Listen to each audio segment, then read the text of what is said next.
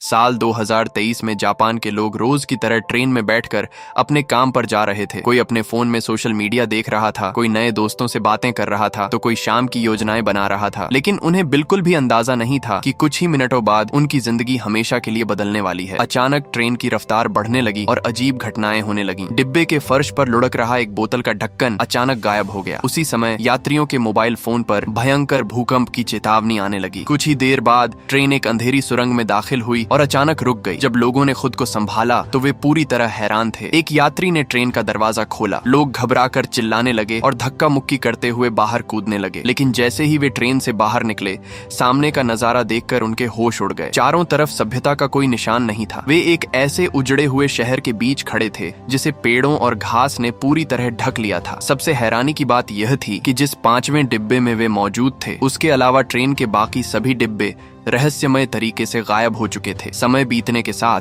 यात्री एक दूसरे को जानने लगे। वाइटो नाम का एक दमकल कर्मी घायलों की जांच करने लगा। उसने सुझाव दिया कि कुछ लोगों को ट्रेन के पीछे मौजूद सुरंग की जांच करनी चाहिए। उसके साथ कटायामा नाम की एक लड़की और रिदो नाम का एक लड़का भी जाने को तैयार हो गए। वे भी जानना चाहते थे कि आखिर उनके साथ हुआ क्या है। उधर शहर में पुलिस ट्रेन के आखिरी 2 डिब्बों का कोई पता नहीं लगा पा रही थी। बाकी डिब्बे और यात्री सुरक्षित थे, लेकिन ये लोग जैसे हवा में गायब हो गए थे। इधर ये तीनों स्वयंसेवक सुरंग के अंदर दाखिल हुए और लंबे समय तक अंधेरे रास्ते पर चलते रहे। अचानक उन्हें दूर एक रोशनी दिखाई दी। वे जल्दी जल्दी उसकी तरफ बढ़े, लेकिन जब वे सुरंग से बाहर निकले तो उनके पैरों तले जमीन खिसक गई। सामने ना कोई ऊंची इमारत थी, न कोई आधुनिक तकनीक, ना ही 2023 की दुनिया का कोई निशान। जहां तक नजर जा रही थी, सिर्फ एक विशाल और सुनसान रेगिस्तान फैला हुआ था। डरे और हैरान तीनों लोग वापस अपने साथियों के पास लौट आए। शुरुआत में किसी ने उनकी बात पर विश्वास नहीं किया, लेकिन जब रिदो ने अपने फोन में रिकॉर्ड की हुई वीडियो दिखाई, तब सभी को इस डरावनी सच्चाई को स्वीकार करना पड़ा। करीब 7 घंटे बीत गए। सभी लोग बचाव दल का इंतजार कर रहे थे,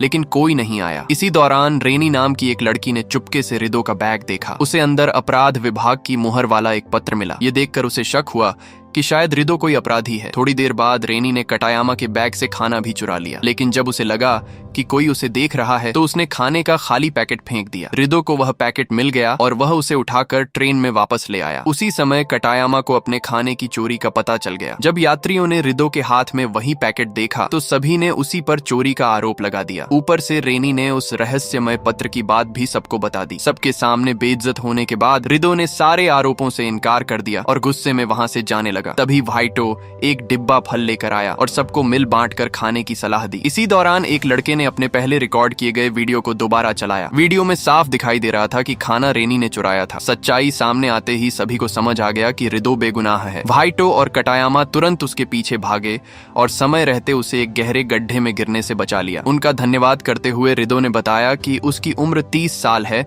और वह एक प्रकाशन कंपनी में काम करता है। लेकिन जब उस जेल वाले पत्र के बारे में पूछा गया तो उसने उसका सच बताने से साफ इनकार कर दिया। धीरे धीरे रात हो गई। यात्रियों ने सोने की कोशिश की, लेकिन ज्यादातर लोगों की आंखों में नींद नहीं थी। सभी अपने भविष्य को लेकर डरे हुए थे। अगली सुबह लोगों को एहसास होने लगा कि शायद वे कभी अपने घर वापस नहीं लौट पाएंगे। वाइटो ने बिखरे हुए लोगों को फिर से एकजुट करने की कोशिश की, लेकिन तभी उसके एक साथी ने उससे कहा कि उसे हर किसी की जिंदगी की जिम्मेदारी अपने कंधों पर नहीं। इसके बाद दमकल कर्मी वाइटो ने अपने दिल का दर्द सबके सामने रखा। उसने बताया कि एक बार उसकी छोटी सी गलती की वजह से उसका साथी गंभीर रूप से घायल हो गया था। वह फिर कभी अपने पैरों पर चल नहीं पाया। तभी से वाइटो खुद को दोषी मानता था। उसका मानना था कि अब उसे अपनी पूरी जिंदगी में जितने लोगों की मदद कर सकता है उतनी मदद करनी चाहिए। इसके बाद वह और उसके साथी उन लोगों के पीछे गए जो ट्रेन छोड़कर चले गए थे। उन्होंने उन्हें समझाया कि अकेले रहने के बजाय सबको मिलकर समस्या का सामना करना चाहिए। आखिरकार वे सभी वापस ट्रेन में लौट आए। ये सब देखकर रिदो को अपने बड़े भाई की याद आ गई। उसने बताया कि उसके बैग में मिला पत्र उसके भाई ने भेजा था, जो इस समय जेल में बंद है। माता पिता के न होने के कारण रिदो को अपने छोटे भाई की जिम्मेदारी उठानी पड़ी थी, लेकिन आज भी उसे इस बात का दुख था कि उसका बड़ा भाई अपराधी बन गया। उधर कुछ यात्री आसपास के इलाके की तलाश कर रहे थे। तभी उन्हें एक विशाल टावर के खंडहर मिले। ये बात बेहद अजीब थी, क्योंकि खबरों के अनुसार उस टावर का निर्माण अभी चल रहा था और उसे साल 2026 में पूरा होना था। इतना ही नहीं, जंगल में एक यात्री को उसी साल का बना हुआ एक डिब्बा बंद खाद्य पदार्थ भी मिला। उसी समय एक जीव विज्ञानी को एक ऐसा पौधा मिला जिसे विकसित होने और अपने रूप में बदलाव लाने में लगभग 30 साल लगते हैं। इन सभी सबूतों को जोड़ने के बाद एक डरावना सच सामने आया। वे लोग वर्तमान में नहीं थे, वे धरती के बहुत दूर के भविष्य में पहुंच चुके थे। ये खोज जितनी हैरान करने वाली थी उतनी ही डरावनी भी। इसी दौरान साल 2023 में हर समाचार चैनल पर गायब हुई ट्रेन के डिब्बों की खबर चल रही थी। कम से कम 100 से ज्यादा यात्री रहस्यमय तरीके से लापता हो चुके थे और किसी के पास इसका जवाब नहीं था। फिर रात हो गई, कई लोग निराशा में डूब गए, लेकिन कटायामा और वाइटो ने हार नहीं मानी। वे ट्रेन की छत पर प्लास्टिक के बर्तन रखकर बारिश का इंतजार करने लगे ताकि पानी इकट्ठा किया जा सके। अगली सुबह जीव विज्ञानी ने सभी का ध्यान घने हरे जंगल की ओर दिलाया। उसने समझाया कि इतनी हरियाली का मतलब है कि आसपास कहीं न कहीं पानी का स्रोत जरूर मौजूद है। यह सुनकर कुछ युवा जंगल की खोज में निकल पड़े। रास्ते में रिदो ने स्वीकार किया कि उसके माता पिता भी अपराधी थे। इसी दौरान उसे एक मेंढक दिखाई दिया। ये बहुत अच्छी खबर थी। मेंढक आमतौर पर पानी के पास रहते हैं, यानी पानी कहीं न कहीं जरूर मौजूद था। लेकिन थोड़ी दूर आगे उन्हें एक विशाल खाई मिली जिसने उनका रास्ता रोक दिया। उस पर चढ़ना बिना रस्सी के असंभव था, इसलिए सभी लोग वापस ट्रेन में लौटे। बिजली की तारें काटकर उन्हें रस्सी की तरह इस्तेमाल करने का फैसला किया और फिर दोबारा उस खाई की ओर गए। वाइटो सबसे पहले ऊपर चढ़ा। जैसे ही वह शिखर पर पहुंचा, सामने बहता हुआ झरना देखकर खुशी से चिल्ला उठा, लेकिन अगले ही पल उसके चेहरे का रंग उड़ गया। चालू हो गई। लोग खुशी से झूम उठे। उन्होंने बारिश का पानी इकट्ठा किया, अपनी प्यास बुझाई और कई दिनों बाद ठीक से नहाए भी। उधर जीव विज्ञानी लगातार आसपास के जीव जंतुओं और पौधों का अध्ययन कर रहा था। उसे कई ऐसे पौधे मिले जिन्हें सुरक्षित रूप से खाया जा सकता था। उसने उन पौधों की पहचान बाकी लोगों को भी सिखाई। लेकिन तभी कटायामा ने गलती से एक जहरीला फल खा लिया। सभी घबरा गए। हालांकि किस्मत अच्छी थी, वह फल जहरीला जरूर था, लेकिन इतना नहीं कि किसी की जान ले सके। कुछ समय बाद कटायामा पूरी तरह ठीक हो गई। उसकी रिकवरी ने सभी यात्रियों की सोच बदल दी। अब उन्हें समझ आने लगा कि सिर्फ बैठे रहने से उनकी जान नहीं बचेगी। अगर उन्हें जीवित रहना है तो काम करना होगा। इसके बाद सभी लोग अपने अपने काम में जुट गए। कुछ लोगों ने बांस से बर्तन बनाए, पुराने बैंक कार्डों को घिसकर चाकू जैसा धारदार औजार तैयार किया गया। युवा झरने से पानी लाने लगे और कई लोगों ने खाने योग्य पौधों से एक बड़ा सूप तैयार किया। लेकिन नदी की तलाश में निकले लोगों के साथ एक खतरनाक घटना हो गई। जंगल के बीच उन्हें एक अनजान आदमी मिला। वह अचानक जीव विज्ञानी पर हमला करके भाग गया। घायल जीव विज्ञानी को उसके साथी किसी तरह उठाकर वापस ट्रेन तक लाए। सौभाग्य से वहां एक मेडिकल छात्र मौजूद था जिसने तुरंत प्राथमिक उपचार शुरू कर दिया। बाकी लोग भी अपनी अपनी तरफ से मदद करने लगे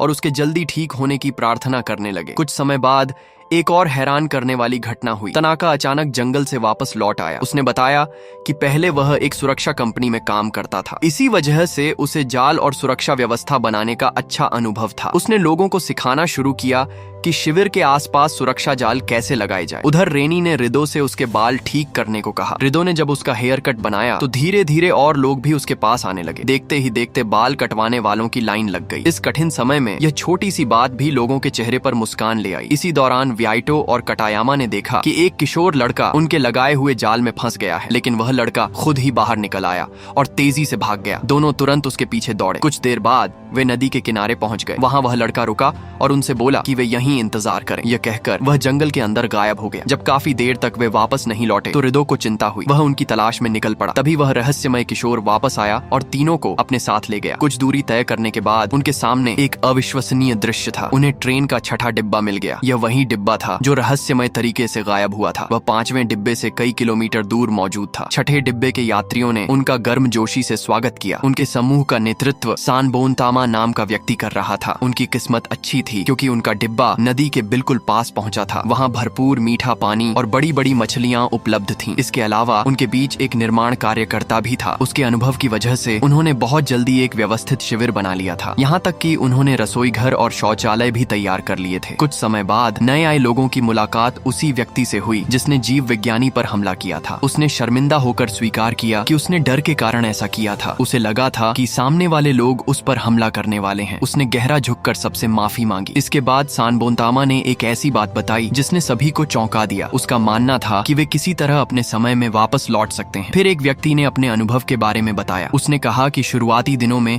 उन्हें नदी किनारे एक छोटी नाव मिली थी। उस नाव में मौजूद रेडियो को उसने ठीक कर लिया था। रेडियो चलने पर उसे एक अजीब सिग्नल मिला। ऐसा लग रहा था कि वह सिग्नल कनाडा से आ रहा है। उस संदेश में साल 2060 का जिक्र था। उसने जो कुछ सुना उससे एक भयानक सच्चाई सामने आई। साल 2026 में धरती पर एक भीषण आपदा आई थी। एक विशाल अंतरिक्षीय चट्टान पृथ्वी से टकराई थी। उस टक्कर के कारण पूरी दुनिया में भयंकर भूकंप और सुनामी आ गई थी। अरबों लोग कुछ ही समय में मारे गए थे। टक्कर के बाद वातावरण में धूल और मलबा भर गया था। सूरज की रोशनी धरती तक नहीं पहुंच पा रही थी। इस कारण असंख्य जीव जंतु और पौधे भी नष्ट हो गए। लेकिन सबसे डरावनी बात अभी बाकी थी। यह दुर्घटना पूरी तरह प्राकृतिक नहीं थी। असल में यह मानव लापरवाही का परिणाम थी। समय के साथ सिर्फ देशों और बड़ी कंपनियों ही नहीं बल्कि आम लोग भी अंतरिक्ष में उपग्रह भेजने लगे थे। इसी दौरान एक अंतरिक्ष यान और उपग्रह की टक्कर हो गई। उस टक्कर का असर एक विशाल अंतरिक्षीय चट्टान पर पड़ा और उसका रास्ता बदल गया। आखिरकार वही चट्टान पृथ्वी से टकरा गई। यानी पूरी मानव सभ्यता का विनाश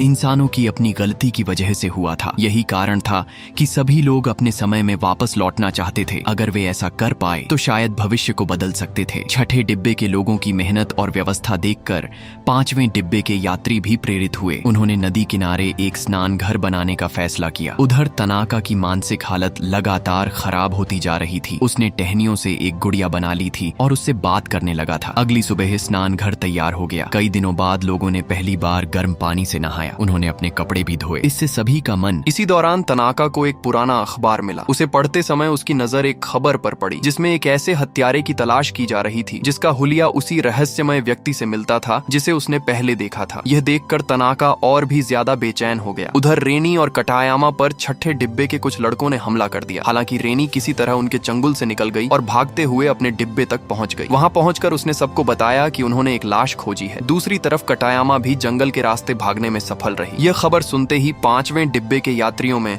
डर और गुस्सा फैल गया। उन्होंने अपनी सुरक्षा के लिए हथियार बनाने शुरू कर दिए। उधर विहाइटो और रिदो अपने पड़ोसियों से बात करने के लिए निकल पड़े, लेकिन वहां उन्हें कटायामा नहीं मिली। असल में उस समय कटायामा किसी तरह नदी किनारे खड़ी नाव तक पहुंच चुकी थी। इसी दौरान सान बोनतामा के सामने एक मुश्किल स्थिति खड़ी हो गई। उसे अपने लोगों को सच बताना पड़ा। उसने स्वीकार किया कि जिस लाश को लोगों ने देखा था वह उसी व्यक्ति की थी जिसे उसने मार दिया था। उसके अनुसार वह यात्री अचानक हिंसक हो गया था और चाकू लेकर लोगों पर हमला करने लगा था। लोगों की जान बचाने के लिए उसे मजबूरी में उसे मारना पड़ा। यही घटना बाद में उसे समूह का नेता बनाए जाने का कारण बनी। उधर छठे डिब्बे के लड़के वापस लौटे और उम्मीद करने लगे कि कटायामा घर लौट आई होगी, लेकिन वह कहीं नहीं मिली। इससे उनका शक और बढ़ गया। कुछ लोगों ने उन्हें उकसाया कि वे पांचवें डिब्बे के लोगों को सजा दें। इसके बाद वे फिर से कटायामा की तलाश में निकल पड़े। इसी समय कटायामा नाव के अंदर छिपी हुई थी। थोड़ी देर बाद सान बोनतामा भी वहां पहुंच गया। उसने दिखावा किया कि वह रेडियो के जरिए किसी अज्ञात स्टेशन से संपर्क करने की कोशिश कर रहा है, लेकिन कटायामा ने एक महत्वपूर्ण बात देख ली। रेडियो की तारें पहले ही काटी जा चुकी थीं, यानी सान बोनतामा झूठ बोल रहा था। जब उसे एहसास हुआ कि कटायामा सच जान चुकी है तो उसने अपना असली इरादा बता दिया। उसने स्वीकार किया कि वह अतीत में वापस नहीं जाना चाहता। वह इस नई दुनिया में एक नया समाज बनाना चाहता था। इसके बाद उसने कटायामा को बांध दिया और नाव के केबिन में बंद कर दिया। वहां उसकी चीखें किसी तक नहीं पहुंच सकती थीं। अगली सुबह पांचवें डिब्बे के यात्री अपने पड़ोसियों पर हमला करने की तैयारी कर रहे थे, लेकिन तभी एक महिला ने समझदारी दिखाते हुए सुझाव दिया कि लड़ाई करने के बजाय उन्हें कोई सुरक्षित इमारत ढूंढनी चाहिए जहां जरूरत पड़ने पर छिपा जा सके। उधर छठे डिब्बे के कुछ लड़के खोजबीन के लिए निकले, लेकिन रास्ते में वे सुरक्षा जाल में फंस गए। यहीं से दोनों समूहों के बीच संघर्ष शुरू हो गया। कुछ ही देर में छठे डिब्बे के बाकी यात्री भी वहां पहुंच गए। उनमें कई ताकतवर पुरुष थे। देखते ही देखते छोटी सी झड़प एक बड़ी लड़ाई में बदल गई। स्थिति लगातार बिगड़ती जा रही थी। तभी अचानक कटायामा वहां पहुंच गई। उसके पहुंचते ही लड़ाई रुक गई। उसने सबके सामने सान बोनतामा पर झूठ बोलने का आरोप लगाया। अब सान बोनतामा के पास सच छिपाने का कोई रास्ता नहीं था। उसे मानना पड़ा कि उसने कई बातें लोगों से छिपाई थीं। हालांकि उसने सफाई दी कि उसका मकसद लोगों का मनोबल बनाए रखना था, लेकिन अब कोई उसकी बातों पर भरोसा करने को तैयार नहीं था। आखिरकार यात्रियों ने फैसला किया कि सान बोनतामा को नेतृत्व से हटाकर समूह से बाहर निकाल दिया जाए। जाने से पहले उसने एक महत्वपूर्ण चीज उन्हें सौंप दी। वह एक पुरानी जहाजी डायरी थी। उस डायरी में उस रहस्यमय टावर के बारे में जानकारी लिखी थी, जिसके बारे में माना जा रहा था कि वही उन्हें उनके समय में वापस ले जा सकता है। उधर जो लोग सुरक्षित इमारत की तलाश में निकले थे, वे आखिरकार उस टावर तक पहुंच गए। वहां उन्हें एक बेहद विचित्र चीज दिखाई दी। टावर के आसपास चमकते हुए अंतरिक्षीय पत्थरों के टुकड़े बिखरे पड़े थे। ऐसा लग रहा था जैसे किसी विशाल अंतरिक्षीय चट्टान के अवशेष हों। इसी समय साल 2023 में वैज्ञानिक रे इस रहस्य की जांच कर रहे थे। जब उन्होंने सुरंग की सुरक्षा कैमरों की रिकॉर्डिंग को ध्यान से देखा तो उन्हें एक चौंकाने वाला सबूत मिला। ट्रेन के 2 डिब्बे गायब होने के ठीक उसी क्षण सुरंग के भीतर एक अजीब ऊर्जा भंवर दिखाई दिया था। वह किसी साधारण घटना जैसा नहीं था। वैज्ञानिकों का मानना था कि वह समय और अंतरिक्ष में बना एक रहस्यमय द्वार था और संभवतः उसी द्वार ने ट्रेन के उन डिब्बों को भविष्य की दुनिया में पहुंचा दिया था। यात्रियों ने सान बोंतामा द्वारा छोड़ी गई जहाजी डायरी का गहराई से अध्ययन किया। उस डायरी से उन्हें उस महाविनाश की सटीक तारीख का पता चल गया जिसने भविष्य की दुनिया को बर्बाद कर दिया था। इसके अलावा उनके पास उस अंतरिक्षीय चट्टान का एक टुकड़ा भी था जिसमें असाधारण चुंबकीय शक्ति मौजूद थी। तभी एक यात्री को एक पुरानी बात याद आई। उसने बताया कि जिस दिन उनकी ट्रेन रहस्यमय तरीके से गायब हुई थी उसी दिन उसने आसमान में एक चमकती हुई वस्तु देखी थी। वह किसी टूटते तारे जैसी दिखाई दे रही थी। उधर अतीत में वैज्ञानिक रे भी उसी घटना का अध्ययन कर रहे थे। लंबी जांच के बाद उन्होंने निष्कर्ष निकाला कि वह कोई साधारण घटना नहीं थी। वह एक विशाल तारकीय विस्फोट का प्रभाव था। भविष्य में मौजूद विशेषज्ञों ने भी